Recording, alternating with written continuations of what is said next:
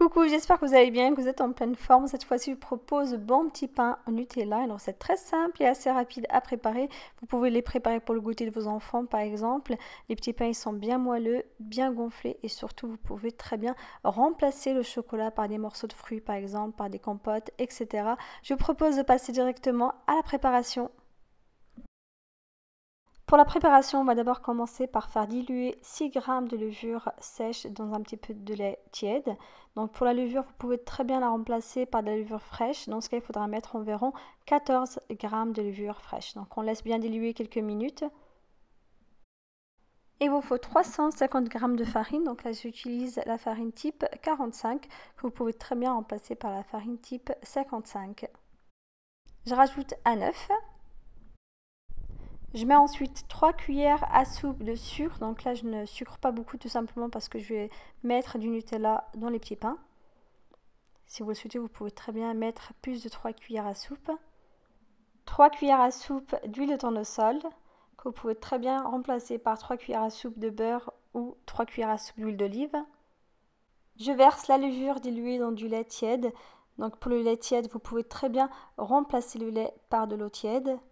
Au niveau de la quantité, j'ai environ 17 centilitres de lait tiède qui vont me permettre de pétrir ma pâte, sachant que c'est selon le type de farine que vous allez utiliser. Il faudra bien vous adapter, soit vous allez mettre plus de lait ou moins de lait. Maintenant, il ne vous reste plus qu'à bien pétrir votre pâte. Donc là, c'est vraiment une étape très importante. Il faut la pétrir en moins une dizaine de minutes. Il faut obtenir une pâte bien lisse, un petit peu molle et surtout une pâte bien travaillée. Et c'est de cette manière que vous allez obtenir de très bons pains bien briochés à l'intérieur. Pour que ce soit plus pratique, n'hésitez pas à la pétrir directement sur votre plan de travail. Et en même temps, vous allez rajouter le lait tiède petit à petit. Voilà ma pâte après environ 10 minutes de pétrissage. Donc on a une pâte bien travaillée, une pâte lisse et surtout une pâte molle.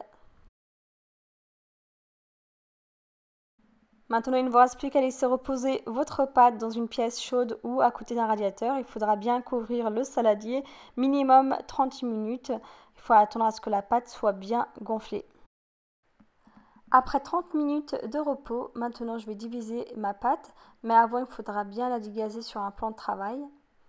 C'est pour enlever le gaz. Divisez la pâte en petites boules, donc tout dépend après le nombre de petits pains que vous voulez faire. Il ne faut pas non plus avoir de très grands petits pains, sinon au niveau de la cuisson, ils vous demanderont plus de temps. Vous allez retravailler une dernière fois les boules de pâte pour leur donner une belle forme. Donc on les travaille juste entre les mains, sinon directement sur le plan de travail, pour avoir une pâte bien lisse.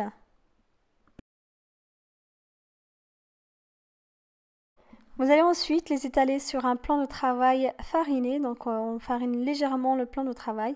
Vous mettez votre pâte dessus et on va les étaler à l'aide d'un rouleau.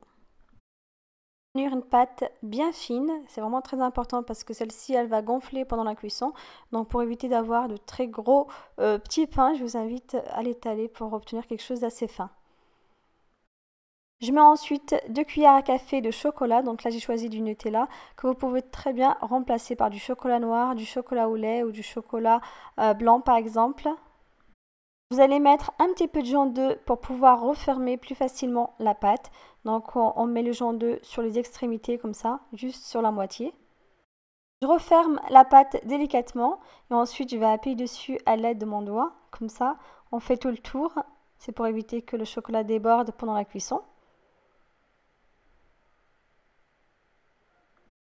Il ne vous reste plus qu'à utiliser une fourchette pour faire quelques motifs et en plus ça permet de bien resserrer la pâte, donc de bien refermer la pâte et pour éviter que le chocolat déborde pendant la cuisson. Donc on appuie bien dessus et on fait tout le tour. Je laisse à nouveau reposer ma pâte minimum 30 minutes dans un endroit chaud, sinon à côté d'un radiateur et comme d'habitude il faudra bien la couvrir à l'aide d'un torchon.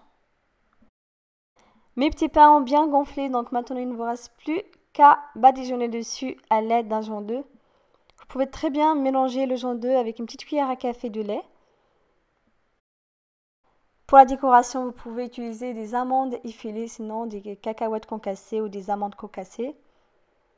Sinon, vous pouvez très bien à la fin mettre juste un petit peu de confiture sur le dessus après la cuisson avec un petit peu de noix de coco.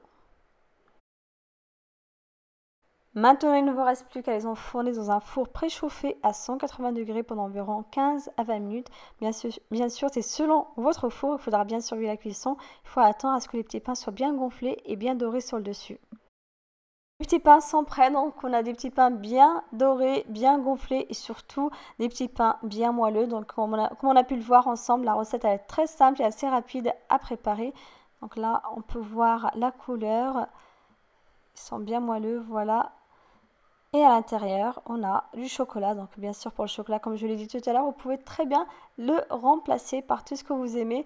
J'espère que cette recette vous a plu. N'hésitez pas à la refaire chez vous. Si vous avez des questions au niveau de la préparation, vous pouvez très bien les poster juste sous la vidéo. Je vous répondrai avec grand plaisir.